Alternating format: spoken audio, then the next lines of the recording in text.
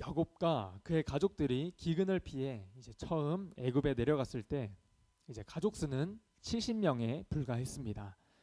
그런데 이후 시간이 흘러 세대가 거듭될수록 이스라엘 자손은 더욱 생육하고 번성하여 애굽 땅에 가득 차게 됩니다. 이는 하나님께서 오래전 그들의 조상인 아브라함에게 하신 말씀의 성취였습니다. 하늘을 우러러 무뼈를 셀 수 있나 보라. 보라, 내 자손이 이와 같으리라 하신 그 약속의 말씀이 지금 이루어져 가고 있는 겁니다. 그런데 생육하고 번성하여 짐으로 인해 이스라엘 자손은 예기치 않은 일에 직면하게 되는데요. 과거에 애굽 왕은 기근을 피해 이주해 온 이스라엘 자손을 위해 고센 땅에 보금자리를 마련해 주었습니다.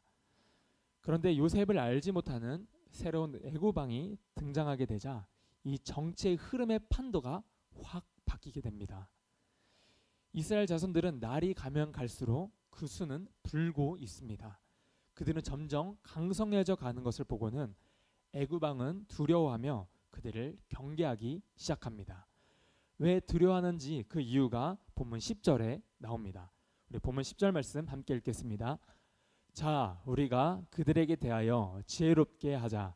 두렵건대 그들이 더 많게 되면 전쟁이 일어날 때에 우리의 대적과 합하여 우리와 싸우고 이 땅에서 나갈까 하노라 하고.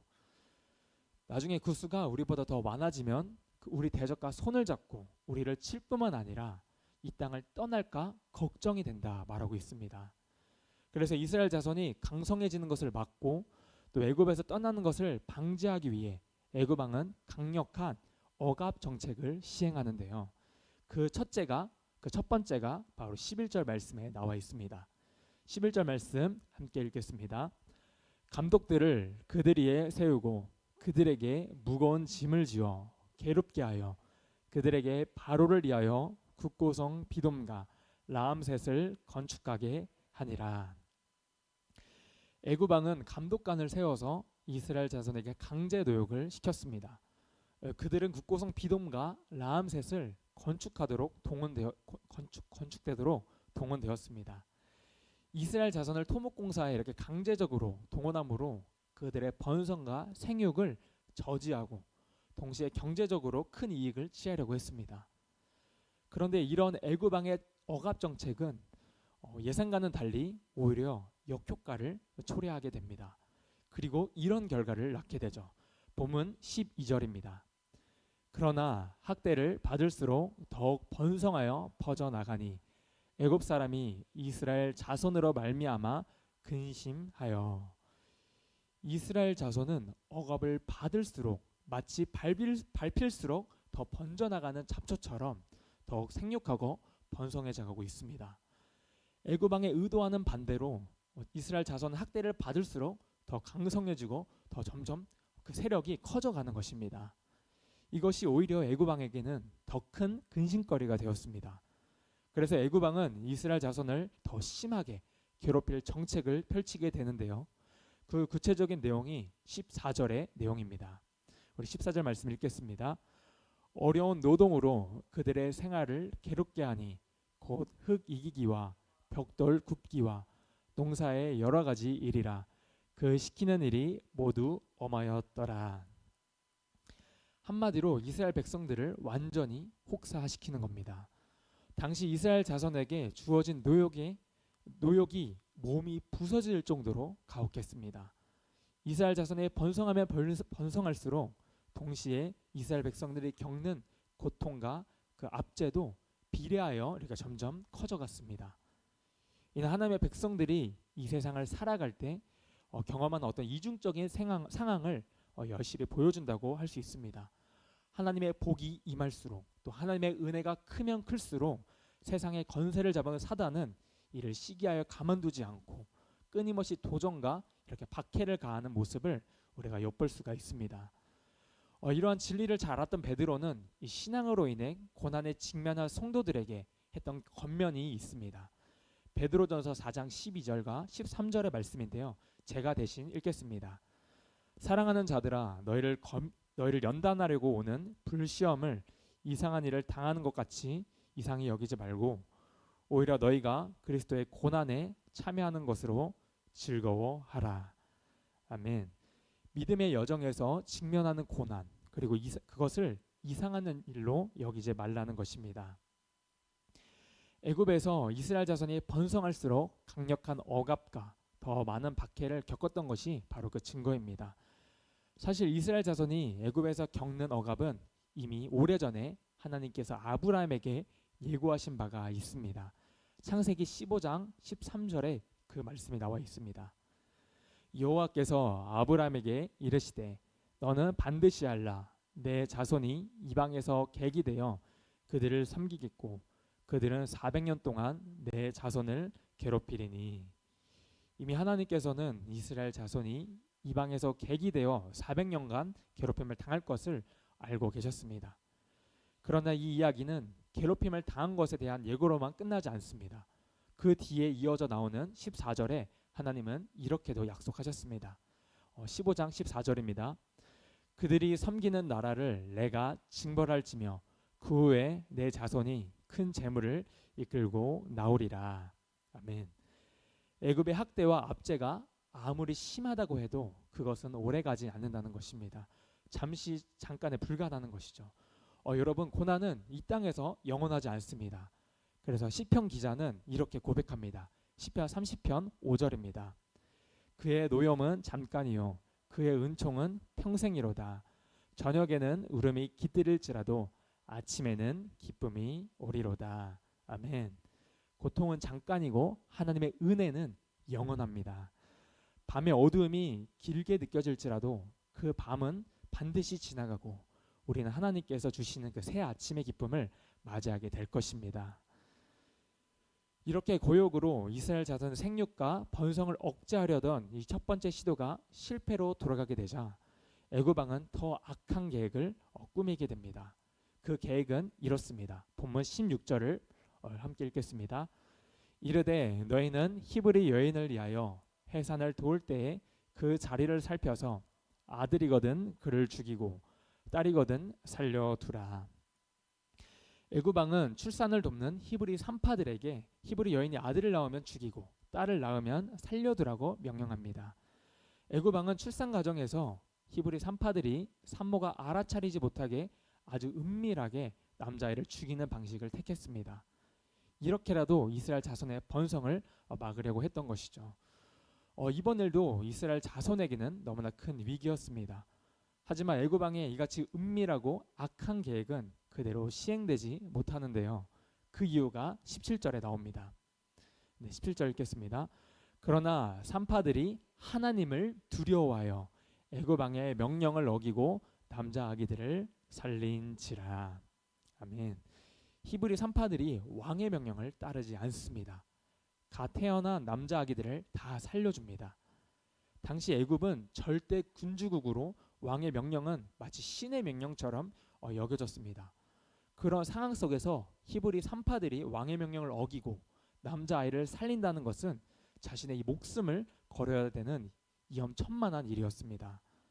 그럼에도 불구하고 산파들이 왕의 명령을 어기면서까지 이 남자아이들을 살린 이유가 무엇일까요? 왜냐하면 산파들이 하나님을 두려워했기 때문이라는 겁니다.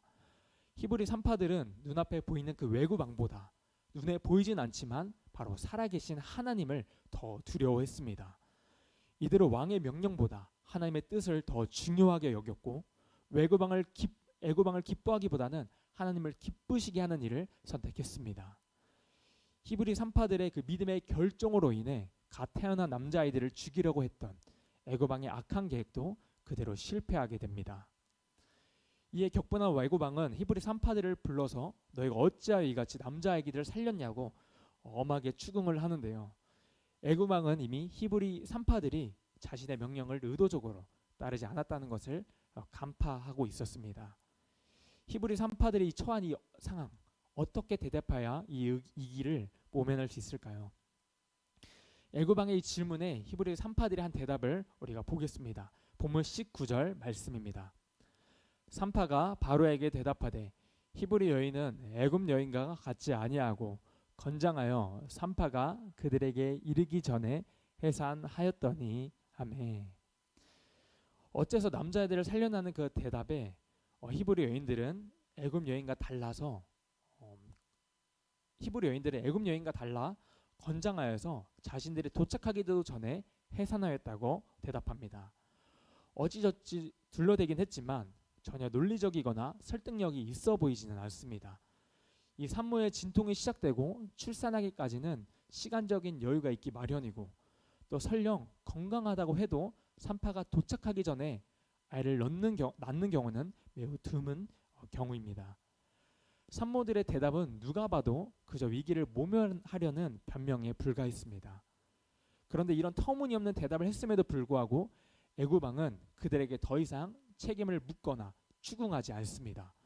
산파들을 투옥하거나 죽음을 당하게 하지도 않습니다. 어떤 불이익도 그 일로 인하여 피해를 보지도 않습니다. 어떻게 그럴 수 있을까요?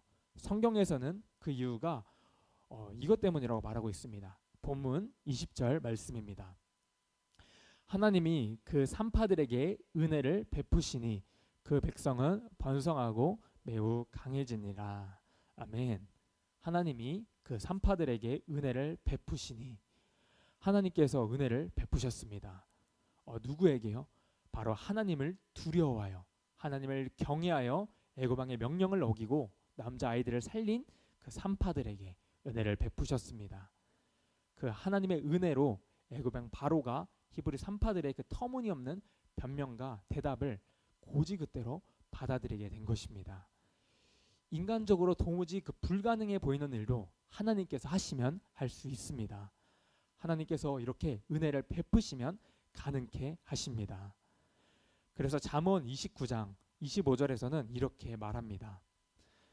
사람을 두려워하면 올무에 걸리게 되거니와 여호와를 의지하는 자는 완전하리라. 아멘. 어떤 사람이 완전을 보장받습니까? 바로 여호와를 의지하는 자입니다. 또 시편 34편 7절에서는 이렇게 말합니다. 여호와의 천사가 주를 경외하는 자를 둘러 진치고 그들을 건지시는도다. 아멘. 주의 천사가 누구를 진치고 둘러 보호한다고 말합니까? 바로 여호와를 경외하는 자를 둘러 진치고 건지십니다. 그래서 하나님을 두려워하여 애굽 왕의 명령을 어긴 그 산파들의 생명을 바로가 건드릴 수 없었던 것입니다.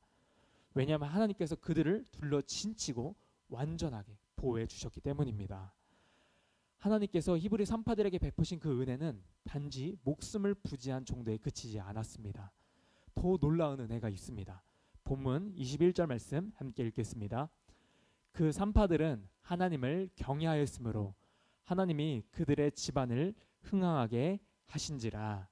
아멘. 하나님을 경외한 히브리 산파들의 집안을 하나님께서 흥황하게 하십니다. 그 집안을 번성하게 하십니다. 집안을 흥황하게 하고 번성케 하신 분이 바로 하나님이십니다. 히브리 산파들에게 주어진 그 놀라운 축복은 무엇 때문입니까? 우리가 꼭 기억해야겠습니다. 그 산파들이 하나님을 경외하였으므로 하나님을 경외함으로 그들의 집안이 흥황하게 되었습니다. 여기 21절에 하나님을 경외하였으므로 이 경외라는 이 단어와 앞선 17절에 산파들이 하나님을 두려워하였으므로 하는 이 두려워하는 단어 히브리 언어를 보면 똑같은 언어입니다. 즉 하나님을 경외하는 삶은 단순히 무서워서 벌벌 떠는 삶이 아니라 하나님을 가장 그 무엇보다도 존귀히 여기며 그분의 뜻에 기꺼이 순종하는 삶을 말합니다. 히브리 산파들이 애굽 왕의 명령을 어긴 것은 이들의 마음이 남들보다 더 담대했기 때문이 아닙니다. 그들 역시도 우리와 같은 성정을 가진 사람들이었습니다. 그럼에도 그들이 애굽 왕의 명령을 어기고 남자아이들을 살린 것은 애굽 왕보다 하나님에 대한 두려움이 더 컸기 때문입니다. 하나님에 대한 경외심이 그 하나님에 대한 두려움이 그들로 하여금 목숨을 걸고 애굽 왕의 명령을 거스를 수 있는 용기를 가지게 한 것입니다. 사랑하는 성도 여러분, 우리의 신앙이 언제 변질됐는지 아십니까? 바로 하나님을 두려워하지 않고 사람을 두려워할 때입니다. 하나님의 인정을 구하지 않고 바로 사람의 인정을 구할 때입니다. 그래서 예수님은 제자들에게 이렇게 말씀하십니다. 마태복음 10장 28절 말씀입니다. 몸은 죽여도 영혼은 능히 죽이지 못하는 자들을 두려워하지 말고 오직 몸과 영혼을 능히 지옥에 멸하실 수 있는 이를 두려워하라. 아멘. 사람을 두려워하지 말고 하나님을 두려워하라고 하신 것입니다. 하나님을 경외하며 두려워하는 믿음의 자녀들은 결코 잘못되지 않습니다. 히브리 산파들이 하나님을 경외했을 때 하나님께서 그들을 지키시고 보호하셨습니다. 산파들은 그 두려움을 이기고 애굽 왕의 악한 계획을 생명을 거고 막아서는 자들이 되었습니다. 그렇게 하나님을 경외하는 믿음의 사람들이야말로 이 어둠 같은 세상에 빛을 비치는 자들인 줄 믿습니다. 우리에게도 그런 하나님에 대한 경외심이 있기를 소망합니다.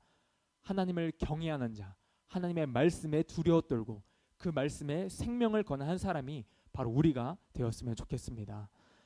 하나님 말씀에 운명을 걸고 순종하며 주를 따라갈 수 있는 교회, 그런 미아교회가 되었으면 좋겠습니다. 그런 자에게 하나님께서 지금부터 그 가정과 가문을 흥황케 하십니다. 번성케 하십니다. 우리 가운데 오늘 히브리 산파와 같은 하나님을 경외하는 믿음의 사람들이 되어서 이 땅과 이 민족을 바꿀 수 있는 그 한 사람이 되기를 소망합니다. 기도하겠습니다.